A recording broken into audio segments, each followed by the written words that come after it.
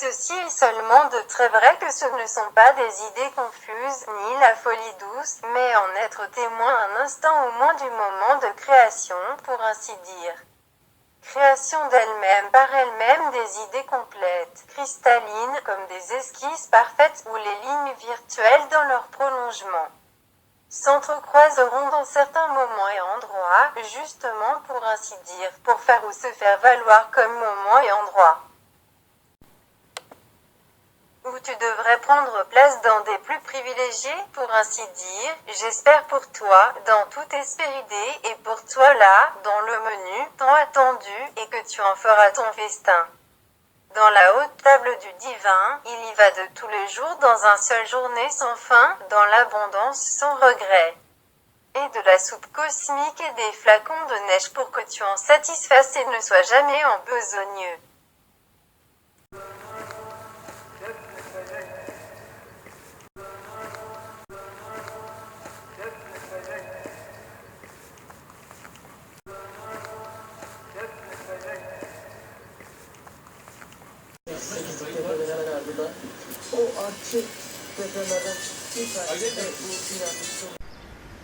Et j'ai voulu faire un film sur Istanbul, la ville, la mode d'emploi.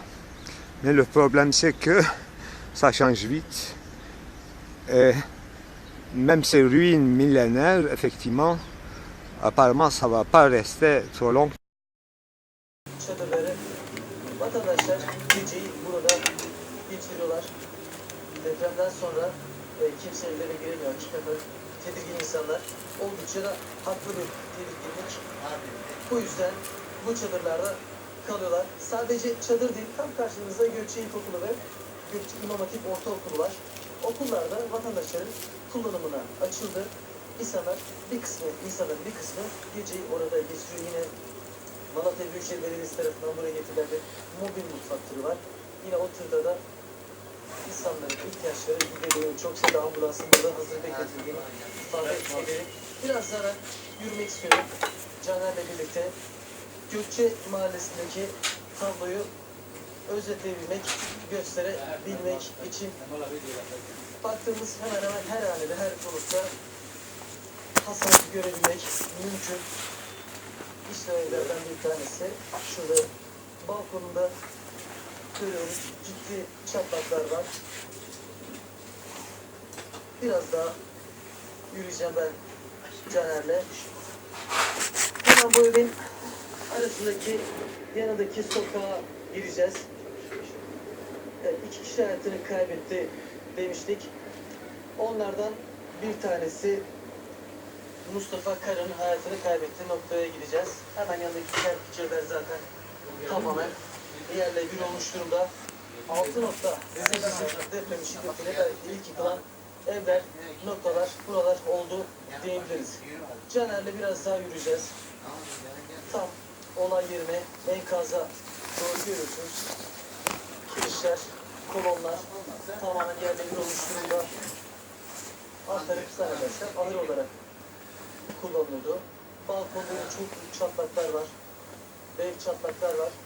Ki üst katında bu şekilde kalması hakikaten mucize. Hemen yan tarafa döneceğim. İşte maalesef Mustafa Kara'nın hayatını kaybettiği nokta burası. Enkaz burası.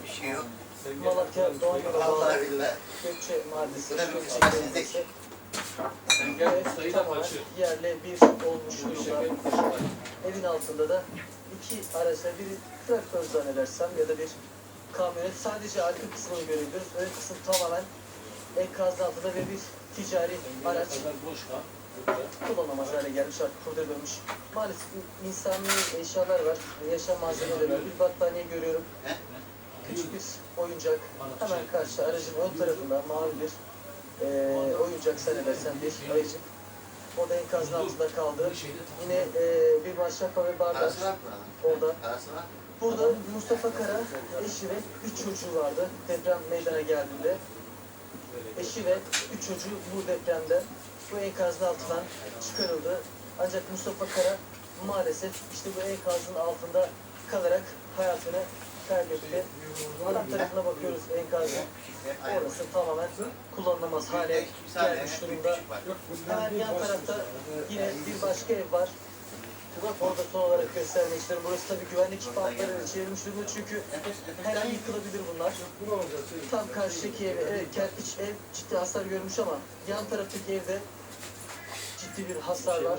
Kerpiçlerin olduğu kısım görüyorsunuz, kolonları kurulmuş bir soba var ancak o duvar tamamen yıkılmış durumda. Ve bir buzdolabı mutfak olarak kullanılan bir alan zannedersem. Orası da tamamen yıkılmış. Bizim dibinde bulunduğumuz binalarda aslında çok sağlıklı, mümkün mertebe bizler de uzak durmaya çalışıyoruz. Evet, Gökçe Mahallesi'ndeki tablo özetleyecek olursak kısaca bu şekilde 450 haneli köyde yaklaşık 50 hane tamamen kullanılamaz hale geldi. Yerleri oldu. 2 kişi hayatını kaybetti. Onlardan bir tanesi 49 yaşındaki Mustafa Karade. O da işte bu enkazın altında kaldı. Öte yandan burada yaralar sarılmaya çalışılıyor.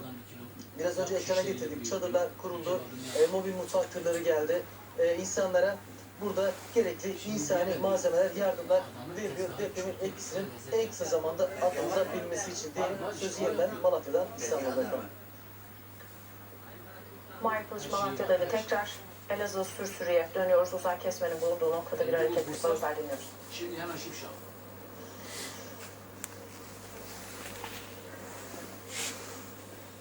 Avşenyurt'ta Sürsürü Mahallesi'ndeki Dilek Apartmanı'nda 65. saatte an itibariyle bir hareketlilik yaşanıyor. Enkazda hemen Hasan Dönmez kameraman arkadaşım ekranlarınıza getirsin. Şu anda AFAD ve UMKE ekipleri enkazın bir noktasına yoğunlaşmış durumda ve insan zinciri oluşturulmuş durumda.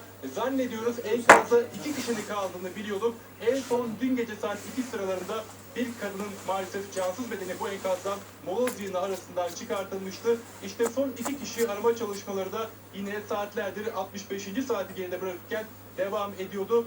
Şu anda zannediyorum bir kişiye daha ulaşıldı. Ancak o kişinin henüz daha sağlık durumu hakkında bir bilgi yok. Ancak 112 ekiplerinin sedyenin o noktaya doğru götürüldüğünü söylemek mümkün. Yaklaşık olarak 5 dakika önce buradaki çalışmalar durdu. Zira iş makineleri ve vinçler burada enkazın moloz yığınlarını ve büyük beton parçalarını kaldırma noktasında çalışma yürütüyorlardı. İşte 5 dakika önce bir sessizlik oldu ve AFAD, UMKE ekipleri başta olmak üzere bu bölgede Dilek Apartmanı'nda arama kurtarma çalışmalarına katılan ekipler bir noktaya yoğunlaştı. Şu anda görüyorsunuz Hasan Dönmez canlı yayında ekranlarında getiriyor. İşte şu anda o noktadan zannediyoruz az sonra bir kişi çıkartılacak. Ekiplerin birinci kata kadar, zemin kata kadar indiğini biliyoruz. Zaten zemin katta aslında ekipler 2 kişinin kaldığını, 2 kişinin kurtarılmayı beklediğini, enkaz altında olduğunu ifade ediyorlardı. İşte zannediyoruz şu anda zemin katta da o aranan 2 kişiden birine ulaşıldı. Ancak dediğimiz gibi sağlık durumu hakkında bir şeylere sağlık çok eksiklerimiz var yani. Yok, şey yok. 65. saatte bir mucize yaşanması aslında hepimizin beklentisi. Burada bekleyen herkesin de beklentisi bu yönde.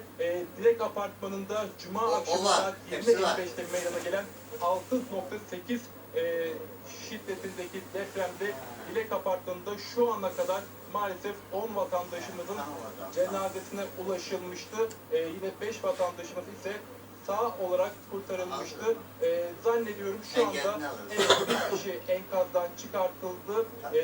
Zannediyorum şu anda henüz daha resmi bir açıklama, olay çok sıcak olduğu için yok. Buradan da tam olarak seçilmekle beraber bir kişinin an itibariyle Dilek Apartmanı'nın enkazından bir kişinin daha çıkartıldığını artık söylemek mümkün. Ancak biz buradan arama kurtarma ekiplerinin yoğunluğundan dolayı, bulduğumuz noktadan dolayı çıkartılan kişinin hayatta olup olmadığı noktasında henüz daha bir bilgiye sahip değiliz. Ancak bir olan şu ki 2 kişiden birine daha an itibariyle saatler 14'ü geçe gösterirken an itibariyle bir kişiye daha ulaşıldı. Şu anda ise ekipler yoğunlaştığı bölgeden tekrardan normal görev yerlerine doğru çekiyor.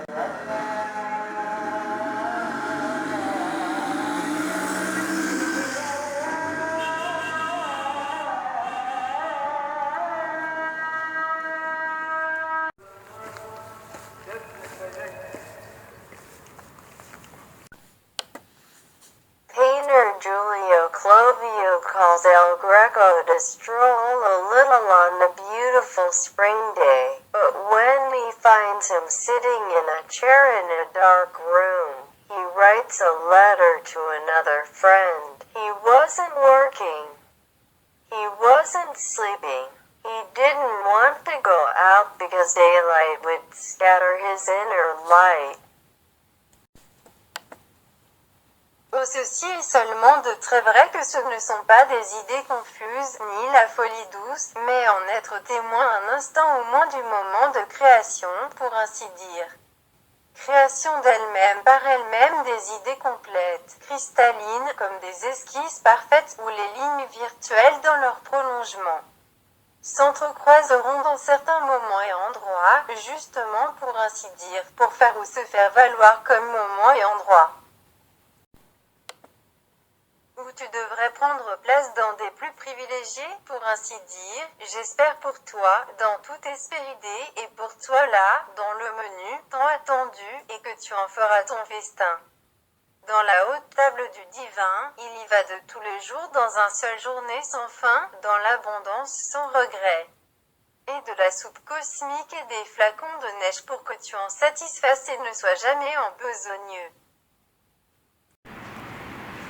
Dans ce cas précis, le singulier, on ne sait pas encore si ça va être subsumé par un universel, universum, cosmopoliticum. Ça, il y a des signaux, mais on n'en est pas encore sûr. Parce que je m'avance avec mes petits pas, avec mon corps chétif humain. Donc, l'implicité a ses limites, tout le monde le sait. On ne sait pas si on va l'atteindre ou non, l'universo. Je crois qu'avec quelques plans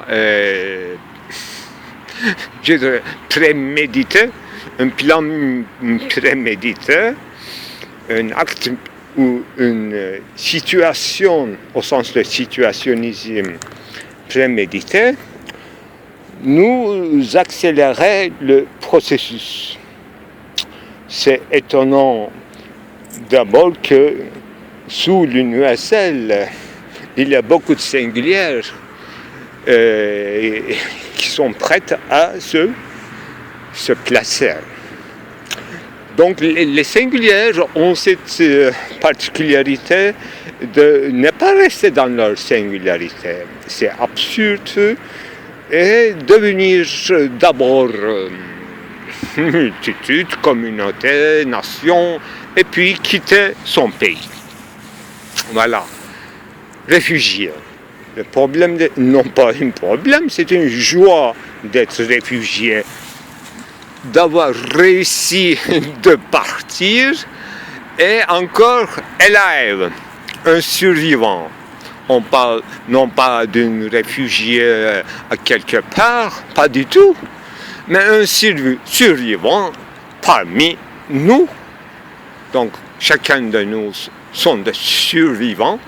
Donc par un sursaut indémêlable, nous sommes ici. Et eux, elles, ensemble, mix, ils sont ici. Très bien. Eh bien, je suis venu pour le voir. En plus, je les accueille dans le plus profond de mon cœur, que je ne vais pas expliquer. Pourquoi? Parce que c'est mon quartier à peu près natal. En fait, dans la proximité de mon quartier, c'est-à-dire natal, ça veut rien dire. En fait, j'ai grandi au moins jusqu'à 18 ans, plus il faut ajouter 4 ans, parce que l'université aussi était à peu près dans le même quartier, et s'est transformé de fond en comble, et nous, ou bien moi-même je suis devenu un réfugié pendant une époque. Eh bien, j'ai eu une chance bizarre, illogique, de retourner à mon pays natal. Ce n'était pas nécessaire, mais c'était un engagement, un pari personnel. Peu importe. Eh bien, je les accueille dans le plus profond de mon cœur, dans mon topos, dans mon Korah. Voilà, déjà, enfin, on ne peut pas dire mon Korah. Le Korah n'appartient à personne, c'est ça. Je les accueille, même pas moi, ils n'ont pas demandé de permission de venir chez moi. Eh bien, Korah les accueille, Korah nous accueille. Voilà une belle incipit pour commencer. Mais je voulais vous parler, enfin, comme je n'ai pas trouvé d'autres sujets, c'est plus pratique et abordable, c'est l'œuvre d'art encore. Et postmodernisme, modernisme, etc. Qu'est-ce qu'une œuvre d'art? Comment on peut décider si quelque chose est une œuvre d'art? Voilà ma question très classique. Et parce que j'en trouve partout des choses qui me envoient des signaux. Ils disent que étude-moi, tu en sais quelque chose de moi. Alors, oui, j'en sais des choses, mais je ne peux pas dépasser tout mon temps à vous supporter et à vous traîner dans les galeries très chaleureuses, accueillantes, sans élimination, sans critères, sans paradigme, sans dispute et jalousie. Avant, oui, tout le monde artistique, surtout les curateurs, vous attend avec une telle passion que je ne peux pas vous raconter. Mais on ne parle pas, quand on parle de l'œuvre, on ne parle pas de vous. Oui, c'est la mode. Vous allez vous retirer, votre œuvre serait au devant de la scène. Mais le problème, c'est que vos œuvres, elles sont partout. Vous les avez délaissées à droite, à gauche, à Istanbul, et je les retrouve, je les photographie, et j'enquête là-dessus, et bien sur leur provenance, sur leur destination, et je les catalogue, je les photographie, je les classe et tout. Mais où êtes-vous, mon Dieu? Et c'est d'être un peu l'auteur de vos œuvres, donc autoritaire un peu, c'est-à-dire que vous êtes trop autonome, vous êtes tellement autonome, insouciante dans votre relancée spontanée que même les œuvres que vous avez délaissées, je ne suis pas sûr que vous avez créé quelque chose. Vous avez laissé des traces, oui. Moi, comme les miens, on les appelle des œuvres. Des œuvres des réfugiés. Des gens de voyage qui sont momentanément s'installer aux alentours. Voilà mon propos. Parce que vraiment, je n'ai pas trouvé. Je me suis beaucoup fatigué. Je n'avais pas une préméditation. Parce que j'avais un prémédicament, par contre. Et c'est pour ça que je suis dans un quartier si loin de chez moi actuel. Voilà. Et j'ai bien mangé parce que j'ai prémédité. Puisque je suis là, il faut que j'y aille. J'y suis, eh bien, je suis comblé par vos œuvres, que vous avez délaissées, sans titre en plus, hein. Tout est sans titre, c'est très à la mode. Son titre, c'est un clin d'œil explicite aux critiques d'art. C'est-à-dire à moi encore. Et je suis surchargé, mes enfants. Eh bien, je ne peux pas donner du sens que je n'en ai pas, quoi, enfin.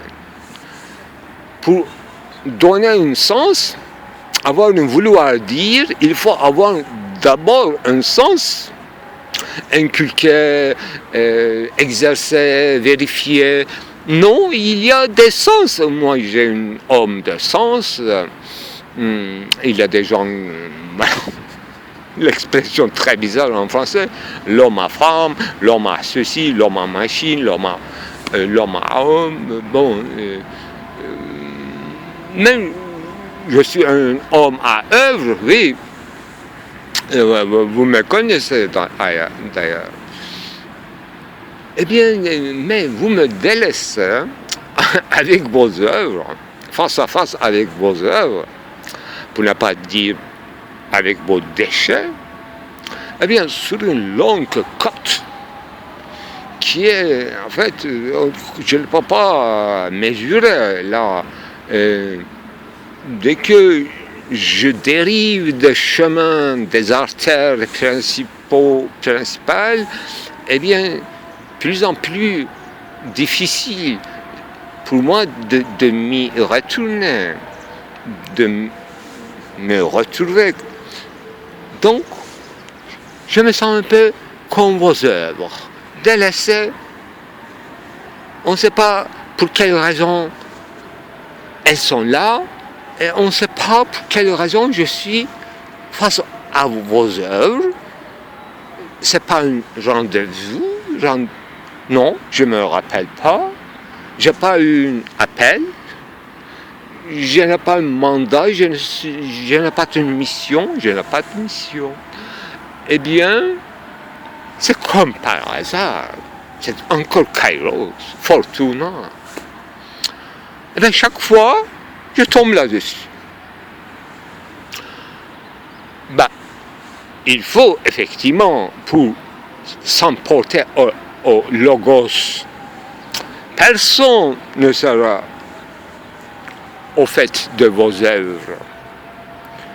Ce n'est pas seulement les réfugiés qui font des œuvres, en fait, toute la nation se concure dans cette activité interminable de laisser, délaisser, comme s'il s'agissait des déchets, des surplus, des plus-values qui ne valent plus rien. Voilà, mais ça coûte cher à vous. C'est-à-dire que pour produire, vous travaillez beaucoup, c'est d'abord les horaires qui comptent, et en plus, on dépense des ressources primaires, des matériaux limités de notre cosmos, et avec l'argent, n'est-ce pas, des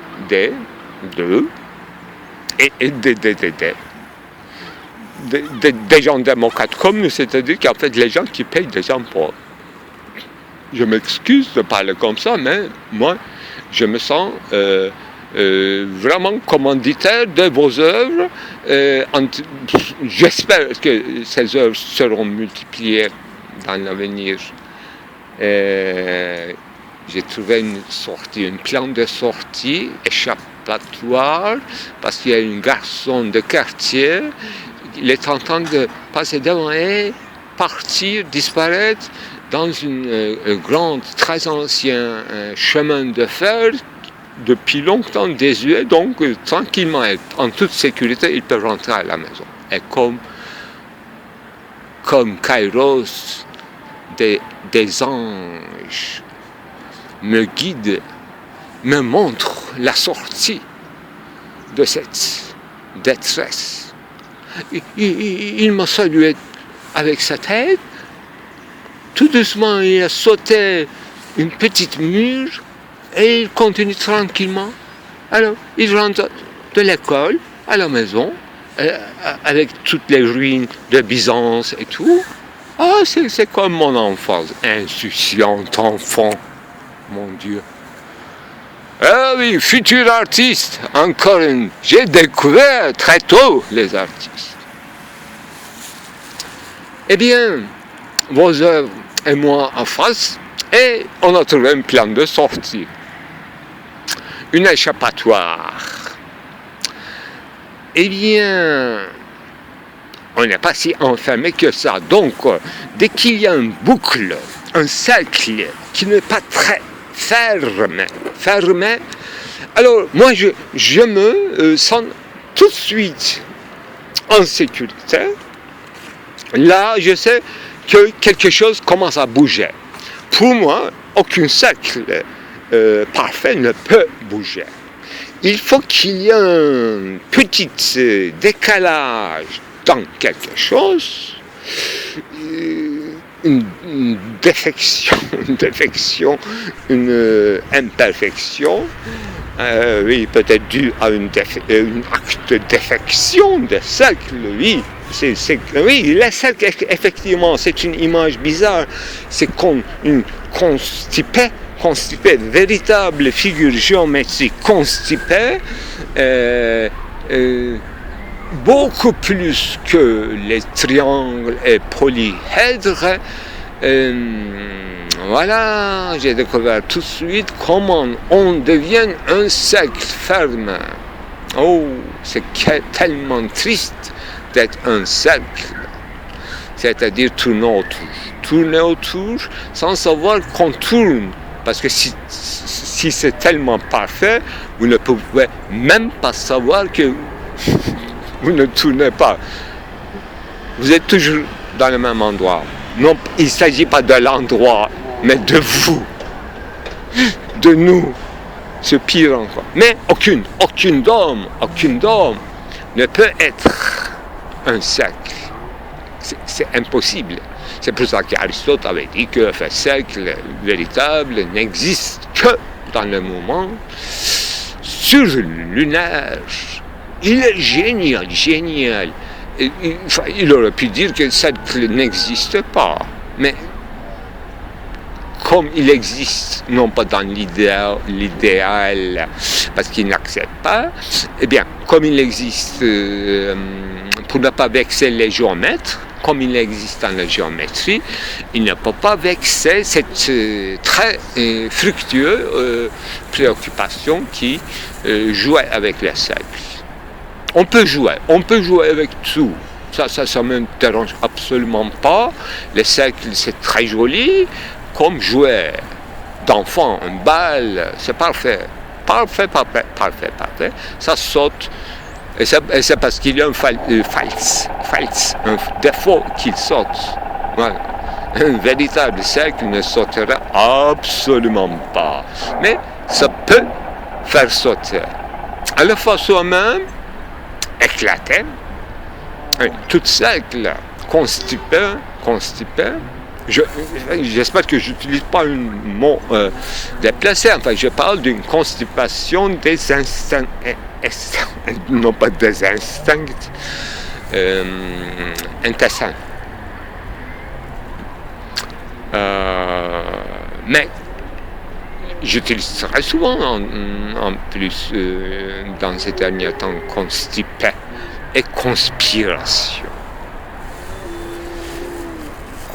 Les gens qui conspirent, je ne parle pas général, je parle de Baudelaire, parce que ça me préoccupe, et ça préoccupe Derrida dans la fausse monnaie et dans une autre lecture